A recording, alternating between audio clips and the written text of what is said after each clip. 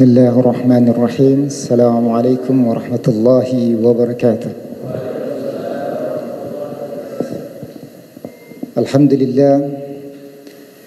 Alhamdulillahilladzi bi'izzatihi wa jalali tatimu salihat.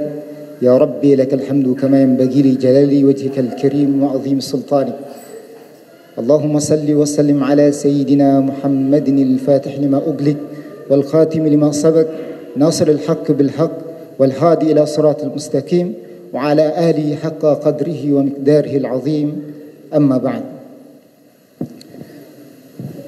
Yang saya hormati guru kami Fadilat Syekh Al-Alim Al-Habib Abdurrahman bin Kamil As-Saggaf, yang kami hormati para habaib, para ulama, para asatiz yang dirahmati Allah Subhanahu wa taala, dan juga yang kami hormati seluruh jamaah Masjid Al-Amin yang dirahmati Allah Subhanahu wa taala. Alhamdulillah, puji syukur kepada Allah Subhanahu wa taala. Hari ini Allah kumpulkan kita di masjid yang insyaallah dirahmati Allah Subhanahu wa taala ini, masjid dengan sejuta kenangan. Masjid yang sangat bersejarah. Kenapa?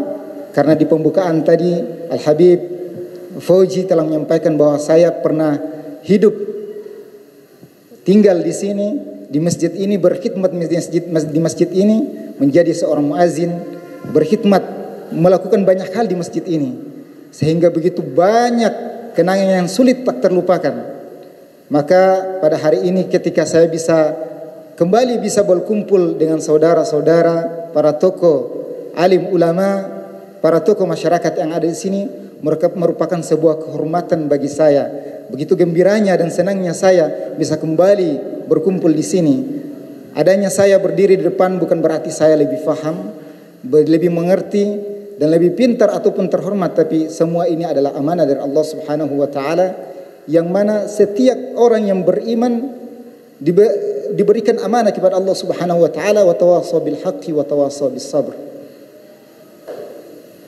Sebagaimana saya katakan bahwa saya pernah hidup di lingkungan Fala Jawa II, sehingga sedikit banyaknya saya tahu persis bagaimana karakter ataupun ghirah, semangat orang-orang Fala Jawa II dalam menuntut ilmu. Itu semua tergambar dengan begitu banyaknya para ulama, para asatiz, para habaim yang silih berganti datang ke masjid ini menyampaikan ceramah, menyampaikan pesan-pesan agama, dan begitu antusiasnya masyarakat Fala Jawa II yang selalu datang di masjid ini, memenuhi masjid ini mendengarkan tausiah dari para alim ulama. Begitu tergambar kecintaan orang-orang Fala Jawa II ini terhadap ilmu agama. Masya Allah, bahkan belum lekang dari ingatan saya, dulu di masjid ini pernah hadir seorang ustaz yang sama-sama kita kenal dan hormati. Beliau adalah Al-Ustaz Al-Husain Zawhari Al-Marhum rahimahumullah. Ghafarallahu dhunubahu wa wasa'allahu qabrahu wa ja'ala qabrahu raudatan min riyadil jannah. Amin. Ketika beliau masih berdomisili di Fala Jawa II, kita selalu datang seperti hari ini, datang berkumpul mendengarkan tausiah dan beliau.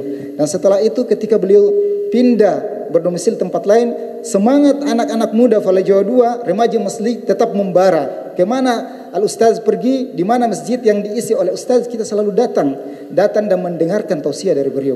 Ini sudah turun-temurun. Allah Subhanahu wa taala memelihara istiqamah kita untuk selalu mencintai para ulama. Sehingga kita lihat sekarang ini, generasi muda, setahu saya dulu masih terhitung satu atau dua orang saja yang bisa menuntut ilmu ke Pulau Jawa di pondok pesantren. Tapi sekarang saya mendengar bahwa anak-anak Fala Jawa II, generasi muda, begitu banyaknya pergi mondok di pondok-pondok pesantren. Itu merupakan kecintaan daripada masyarakat Fala Jawa II terhadap ilmu agama ini, sehingga berbondong-bondong masyarakat Fala Jawa II ingin menyekolahkan anak-anaknya di pondok pesantren. Masya Allah, tabarakallah. Sekarang hadir di tengah-tengah kita seorang ulama yang sangat kita hormati dan sangat kita cintai, Al-Habib Abdurrahman bin Kamil As-Saggaf, sebagai ulama yang sangat disegani di Maluku Utara dan khususnya yang sangat dicintai di Fala Jawa II ini. Bila hidup di lingkaran atau hidup di lingkungan Falau Jawa 2 ini tentunya terlepas dari sekali lagi dari kecintaan orang-orang yang ada di Falau Jawa 2 terhadap agama ini. Sehingga ketika pergi seorang ulama datang ulama yang lain. Jemaah Masjid Al-Amin rahimakumullah yang dirahmati Allah Subhanahu wa taala, ketika perjalanan saya dari Sasah menuju ke tempat di Masjid Al-Amin Falau Jawa 2 ini, saya melihat begitu banyak aktivitas yang terjadi di luar sana. Ada yang sekedar nongkrong di jalan-jalan muda-mudi, ada juga yang masih sibuk di pasar, ada juga yang sibuk dengan karaoke dan lain sebagainya. Begitu banyak aktivitas. Tapi Masya Allah, Allah Subhanahu wa ta'ala memilih sebagian dari hamba-hambanya, meringankan langkahnya, menggerakkan hatinya untuk datang ke masjid ini. Itu merupakan kita merupakan orang-orang yang dipilih oleh Allah Subhanahu wa ta'ala agar selalu menjaga agama ini. Dan kita harus syukuri itu. Kenapa? Karena tidak mudah datang ke tempat ini tanpa petunjuk dari Allah Subhanahu wa ta'ala. Perlu saya sampaikan berita gembira, gambaran kebahagiaan daripada orang-orang penuntut ilmu. Hadis dari sahabat Abu Darda radhiyallahu anhu, bahwasanya Rasulullah sallallahu alaihi wasallam bersabda, "Man salaka tariqan yaltamisu fihi ilman, sahalallahu tariqan ilal jannah. Wa innal malaikata la tad'u ajniyataha ridan li talabil ilm." Barang siapa baik laki-laki, perempuan, tua, muda, besar, kecil, man semuanya, salaka tariqan yaltamisu fihi ilman, sahalallahu tariqan ilal jannah. Ketika dia bersungguh-sungguh ingin melangkahkan kakinya menuntut sebagian daripada tuntunan agama Allah Subhanahu wa taala, maka Allah Subhanahu wa taala akan membalas jerih payahnya, kerjanya kerasnya dengan memudahkan langkahnya menuju surganya Allah Subhanahu wa taala. Bahkan tanpa kita sadari malaikat telah membentangkan sayapnya dan memberikan ridho kepada para penuntut ilmu. Dan kalau kita lanjutkan hadisnya, bahwa bukan cuma itu saja, makhluk yang ada di laut, ikan hiu, ikan paus dan lain sebagainya, memohon ampunan kepada setiap penuntut ilmu. Bahkan Al-Quran memuliakan bagi siapa saja yang memiliki keinginan untuk merubah dirinya menjadi lebih baik, menuju hidayah Allah Subhanahu wa ta'ala, maka dia akan mendapatkan syahadah, mendapatkan pahala dari Allah Subhanahu wa ta'ala. Begitu juga orang yang serius, yang semangat dalam menuntut ilmu kemudian wafat, meninggal, maka Allah Subhanahu wa ta'ala akan memberikan pahala kepadanya. Sehingga mari kita semua luruskan niat kita untuk menuntut ilmu, untuk istiqamah di jalan ini. Jangan sampai kita meninggalkan begitu banyak manfaat, begitu banyak fadilah yang akan kita dapatkan dari menuntut ilmu ini. Ada seorang kriminal, pembunuh 100 orang, dia pemabuk, dia suka berhura-hura, membuat onar. Namun ketika dia menginginkan agar berubah, kemudian berhijrah, ingin bertobat kepada Allah Subhanahu wa ta'ala, diperintahkannya agar pergi ke majelis ilmu. Dia pun melangkahkan kakinya, meninggalkan hal-hal yang buruk yang dulu-dulu dan menuju kepada hal yang lebih baik, memohon ampunan kepada Allah. Di tengah perjalanan ternyata Allah Subhanahu wa ta'ala lebih dulu mengambil nyawanya, meninggal. Lantas kemudian langkahnya ternyata lebih berat menuju kepada taubat. Allah terima taubatnya.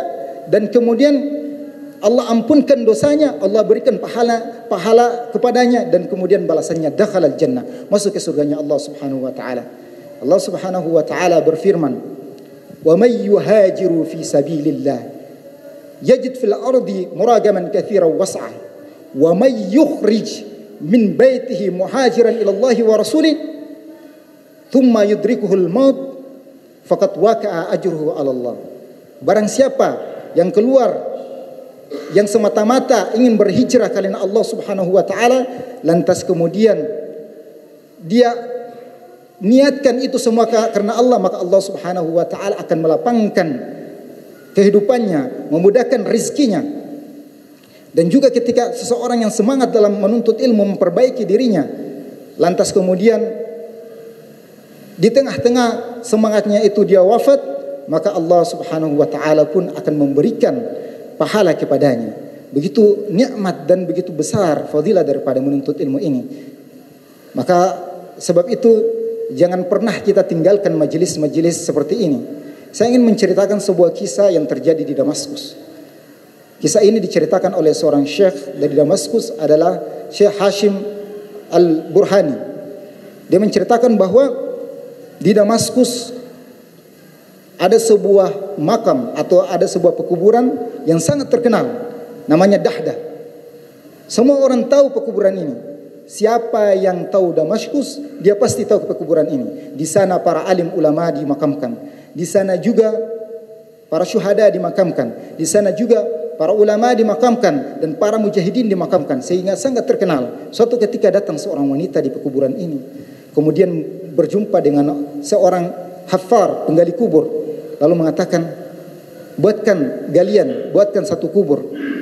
Dia meminta agar dibuatkan satu kubur, lantas kemudian dia mengiyakan, hafar ini, penggali kubur ini mengiyakan, dan kemudian dibuatlah kubur, dan pergi perempuan ini. Sejam kemudian datang jenazah yang diiringi hanya beberapa orang saja, diangkat, ditaruh di tanah, kemudian dikeluarkan dari petinya, kelandanya, dimasukkan dia di dalam kubur. Di sana seorang hafar ataupun penggali kubur telah siap menyambut. Ketika penggali kubur ini ingin memasukkan ke dalam liang kubur, qadarallahu masya, kubur itu tiba-tiba terbuka dan seakan-akan dia berada di raudhah min riyadil jannah, di surganya, di taman-taman surganya Allah Subhanahu wa taala. Tidak ada satupun yang dapat melihat itu kecuali dia. Tiba-tiba dia melihat ada dua orang yang berkuda mengambil mayat ini lantas pergi. Seketika dia pingsan. Orang pun bingung di sekitarnya kenapa dia pingsan. Lalu dia diangkat, dikeluarkan dari kuburnya, dipercikkan air di mukanya, kemudian bertanya, "Malak, apa yang terjadi denganmu?" Dia berkata, "Saya mengalami kejadian ini dan itu. Saya mengalami peristiwa dan ini dan itu." Apa kata orang-orang? "Kamu hanya berimajinasi. Kamu tertidur, kamu hanya mimpi. Itu tidak mungkin, kamu tidak melihat apa-apa." Lalu meninggalkan dia pergi. Sebulan kemudian datang wanita yang tadi, yang kedua kalinya datang ke dia menghadap kepada hafar, seorang penggali kubur ini, lantas mengatakan lagi, "Tolong buatkan satu kubur lagi." Oke, diiyakan dan kemudian dibuatkanlah, digalilah kubur, dibuat satu kubur. Kemudian wanita ini pergi, datang lagi jenazah. Setelah datang dikuburkan, disambutlah oleh hafar di dalam liang kubur, di dalam kubur, lalu ingin ditaruh, dan kemudian terjadi hal yang kedua kali. Masya Allah, terbuka lagi kadar Allah, terbuka dia seakan-akan berada di surga, taman-taman surga, raudhah min riyadil jannah. Datang dua orang malaikat mengambil lagi mayatnya dan pergi meninggalkannya. Ini bukan sebuah kisah dongeng, ini adalah kisah nyata. Bukan alfu laila wa laila, tapi ini sebuah kisah nyata. Tapi kali ini dia tidak pingsan, tapi dia malah bergegas keluar dari liang kubur, dan kemudian menyumpai seorang wanita yang datang tadi. Lalu katanya, "Man anti? Wa min aina makan jiti?" Siapa sebenarnya kamu dan dari mana sebenarnya kamu berasal? "Ya rajul," dia berkata, "sesungguhnya saya dalam keadaan berduka. Saya lagi ditimpa musibah. Orang yang barusan dikubur adalah anakku. Begitu juga dengan orang yang sebelumnya yang Anda kubur sebulan yang lalu juga merupakan anakku. Kedua-duanya adalah anakku. Saya sedang berduka." Lantas dia mengatakan, "Jadi semua adalah anakmu?" "Ya." Dia bercerita apa yang terjadi padanya. Kada wa kada wa kada. Kemudian dia berkata, sebenarnya apa amalan yang dilakukan oleh kedua orang ini sampai Allah Subhanahu wa taala begitu muliakan kedua orang ini? Apa kata dia? Yang pertama adalah seorang penuntut ilmu. Dan orang yang kedua yang barusan dikuburkan adalah saudaranya, kerjanya sebagai tukang pengrajin kayu. Tapi hasil dari kerjaannya itu dia serahkan kepada saudaranya untuk menuntut ilmu. Setelah mendengarkan cerita ini, dia pun bergegas meminta izin dan pergi meninggalkan perempuan ini menuju Masjid At-Taubah. Di sana ada Syekh Sayyid Al-Burhani. Dia berjumpa dengan Syekh itu lalu berkata, "Ya Syekh, saya ingin menuntut ilmu. Saya ingin belajar." Apa kata Syekh? "Taib. Tapi kalau saya perhatikan Anda ini berumur sekitar 45 sampai 50 tahun. Kemana umurmu sebelum ini? Kenapa baru sekarang mau menuntut ilmu?" Apa kata dia? "Saya baru saja mengalami kejadian yang luar biasa, ini dan itu." Khair, tawakal ala Allah. Kita mulai dengan belajar jurumiyah. kemudian menghafal matan-matan dan disebutkan dengan belajar terus-menerus sampai dia menjadi seorang ulama besar di Damaskus. Beliau adalah Syekh Abdurrahman Al-Haffar. Dan setelah itu semua keluarganya menjadi penuntut ilmu sampai dengan keturunannya bernama Abdul Razak, Syekh Abdul Razak Al-Fahar, menjadi salah seorang ulama yang berada di Damaskus. Masya Allah. Allah muliakan mereka yang menuntut ilmu. Bahkan orang bisa menyaksikan sebelum mati berada di Raudhah min Riyadil Jannah. Ini bukan hal yang mudah. Maka mari kita selalu datang ke majelis-majelis ini, mendengarkan tausiah, mendengarkan cerita-cerita tentang agama kita ini. Jangan pernah bosan, karena Rasulullah SAW bersabda, "Idza maradtum bi riyadil jannah farta'u." Ketika engkau melewati taman-taman surga, maka berhentilah. Kemudian para sahabat berkata, qalu wa ma riyadul jannah? Apa itu taman-taman surga? Apa kata Rasulullah? Hilakul dzikr. Taman-taman surga itu adalah majlis-majlis zikir. Kita sedang berada di majlis-majlis zikir. Artinya kita sedang berada di taman-taman surga yang ada dunia. Semoga Allah Subhanahu wa taala kumpulkan kita di taman surga nanti di yaumul qiyamah insyaallah. Kemudian poin yang kedua yang bisa kita ambil dari cerita ini, ibrah yang bisa kita ambil dari cerita ini, bahwa bukan cuma penuntut ilmu saja yang Allah muliakan, tapi mereka para muhsinin, mereka yang berinfak, bersedekah, membantu orang-orang yang ingin menuntut ilmu. Banyak orang yang di luar sana yang tidak memiliki kesanggupan ekonomi untuk melanjutkan studinya, ingin pergi misalnya mondok di Jawa dan di lain sebagainya, tapi tidak memiliki sanggupan. Ada semangat, ada keinginan, tapi tanpa ada bantuan finansial juga sulit. Oleh sebab itu, mari kita membantu mereka yang ingin menuntut ilmu. Saya sebagai orang yang termasuk bersyukur karena dulu sebelum pergi ke Al-Azhar dibantu oleh seorang muhsinin dari Fala Jawa 2 membiayai tiket saya pergi ke Mesir. Tanpa dia mungkin saya tidak sampai di Al-Azhar, tidak sampai di Mesir. Beliau membantu juga begitu banyak orang-orang muhsinin, orang-orang Mesir yang di sana membantu mahasiswa yang begitu banyak yang ada di Mesir. Mereka orang-orang seperti itu kita doakan semoga Allah Subhanahu wa taala ampuni dosa-dosanya. Semoga Allah muliakan mereka, Allah angkat derajatnya, Allah tempatkan mereka di surganya Allah Subhanahu wa taala. Jamaah Masjid Al-Amin yang dirahmati Allah Subhanahu wa taala. Beberapa hari lalu saya membaca sebuah pamflet, tepatnya saya dikirim oleh alumni Al-Khairat sebuah pamflet yang sangat luar biasa. Ketika saya baca, adalah pamflet Pondok Pesantren Al-Khairat yang nizam sistemnya itu sistem salaf. Sistem salaf. Jadi klasik, belajarnya pondok pesantren klasik. Saya dari Al-Khairat, saya begitu mencintai Al-Khairat dan saya bangga dengan identitas saya sebagai Al-Khairat. Namun tidak bisa dipungkiri dulu Al-Khairat yang ada di Kalumpang adalah Al-Khairat yang disamakan. Pelajaran agama ada, namun diambil dari Departemen Agama, tidak memiliki sistem ataupun materi seperti pondok-pondok pesantren salaf pada umumnya. Sehingga kami orang-orang Ternate yang setelah lulus dari Al-Khairat tidak memiliki basic yang kuat. Kami tinggalkan Al-Khairat Ternate, pergi ke Mesir sekitar 4 orang. Sampai di Mesir kami kewalahan, kami keteteran, tidak bisa berbahasa Arab, tidak bisa membaca kitab gundul, dan tidak bisa memahami sudah tentunya. Karena sulitnya, tidak ada basic kami, lalu nekat pergi ke Arab, pergi ke Mesir, Al-Azhar lagi universitas tertua. Apa yang terjadi? Kami tidak bisa bersaing dengan teman-teman kita dari Jawa, dari Sulawesi, dari Sumatera. Mereka memiliki basic yang sangat kuat. Sedangkan kita orang Ternate pada umumnya yang pergi ke Azhar, yang lulusan Ternate rata-rata tidak memiliki basic, kewalahan. Diibaratkan kita sedang berperang, datang ke medan perang, orang-orang dengan persenjataan lengkap, membawa senjata, siap berperang, kita datang dengan tangan kosong. Apa yang terjadi? Kalau bukan mati, bersembunyi. Tidak ada sama sekali basic yang mumpuni yang kami persiapkan pada saat itu. Sehingga kewalahan. Teman-teman yang lain ketika membaca diktat kuliah, ada yang tersenyum, ada yang geleng-geleng kepala. Kami dari Ternate semua masuk dalam selimut. Kebetulan musim dingin jadi masuk dalam selimut. Apa yang mau kita banggakan? Kita tidak bisa baca kitab.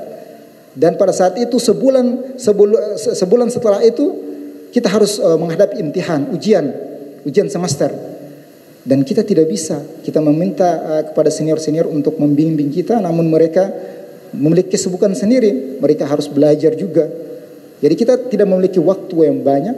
Baru setelah ujian ada senior yang menyempatkan waktunya untuk mengajari kita pelan-pelan jurumiyah, tasrifan, belajar lagi tasrifan dari awal, amthilatut tasrif dari awal. Jadi benar-benar nol. Maka ketika kami tidak lulus dari kuliah, ketika semester kami tidak kaya karena tidak ada yang bisa diharapkan pada saat itu. Tidak bisa yang diharapkan pada saat itu. Mereka sudah memiliki basic dan kita belum. Adapun teman-teman yang bersedia memberikan bimbingan, hanya beberapa waktu saja, tidak bisa waktu full seperti di pondok pesantren, sehingga kami pun sulit untuk berkembang. Kita ibaratkan orang yang belajar bahasa Inggris di bangku sekolah 6 tahun akan kalah dengan orang yang kursus. Butuh 1 tahun saja, ketika dia fokus maka dia akan lebih ahli daripada orang yang belajar 6 tahun. Itu yang kami alami. Kami memang belajar, tapi kami tidak memiliki waktu yang intensif, sehingga kami orang-orang Ternate pada saat itu sulit berkembang. Pelan-pelan, tidak memiliki basic. Namun qadar Allah, walaupun begitu lama, akhirnya selesai juga, merupakan nikmat yang sangat besar. Dan ketika saya melihat pamflet sekolah Pondok Pesantren Al-Kharat yang ada di Sasa, begitu bangganya dan bahagianya. Karena ketika saya dalam keadaan susah memahami kitab, saya pernah bercita-cita, berazam bahwa saya berharap kelak ada pondok pesantren di Ternate atau di Maluku Utara pada umumnya yang memiliki materi atau memiliki basic yang sangat baik seperti halnya pondok pesantren yang ada di Jawa dan lain sebagainya. Dan hadir ketika saya baca pimpinan pondok dari Al-Kharat Sasa adalah guru kita Al-Habib Abdurrahman bin Kamil As-Saggaf. Begitu juga saya baca tenaga pengajar yang ada, tenaga pengajar yang sangat kompeten. Ada yang lulusan dari luar negeri, baik itu dari Yaman ataupun bahkan ada dari Azhar, ada juga dari pondok pesantren terkenal dari Bangil. Mereka itu luar biasa. Maka mari jangan ragu kita sekolahkan anak kita di pondok pesantren. Hadirnya Al-Khairat ini memberikan secercah harapan yang sangat besar kepada masyarakat di Maluku Utara. Kenapa? Banyak orang yang ingin mondok tapi terbatas dengan finansial. Dengan hadirnya pondok pesantren ini akan memudahkan orang yang ingin menuntut agama dan tentunya akan melahirkan generasi-generasi yang rabbani di Maluku Utara ini. Maka mari kita bantu Al-Khairat ketika dia menginginkan tenaga kita, kita berikan tenaga kita. Menginginkan pikiran kita, kita berikan pikiran kita. Ketika kita memiliki finansial yang lebih, kita bantu finansial. Begitu juga anak-anak yang tidak sanggup menuntut ilmu, ketika kita sanggup untuk membiayai, mari kita biayai. Bukankah Allah Subhanahu wa taala mencintai orang-orang yang bersedekah? Sebagaimana saya ceritakan di kisah yang sebelumnya.